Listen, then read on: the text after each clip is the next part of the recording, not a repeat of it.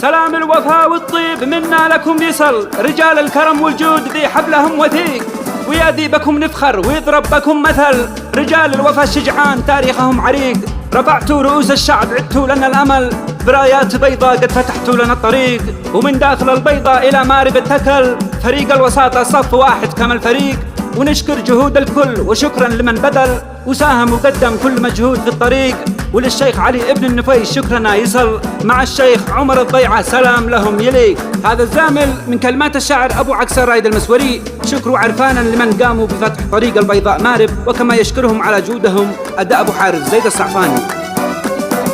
سلام الوفاء والطيب منا لكم يصل، رجال الكرم والجود ذي حبلهم وثيق، ويا ذي بكم نفخر ويضرب بكم مثل، رجال الوفا الشجعان تاريخهم عريق، ويا ذي بكم نفخر ويضرب بكم مثل، رجال الوفا الشجعان تاريخهم عريق. رفعتوا رؤوس الشعب عدتوا لنا الأمل، برايات بيضاء قد فتحتوا لنا الطريق، ومن داخل البيضاء إلى مارب التكل، فريق الوساطة صف واحد كما الفريق، ومن داخل البيضاء إلى مارب التكل، فريق الوساطة صف واحد كما الفريق، ونشكر جهود الكل وشكرا لمن بذل وساهم وقدم كل مجهود في الطريق، وللشيخ علي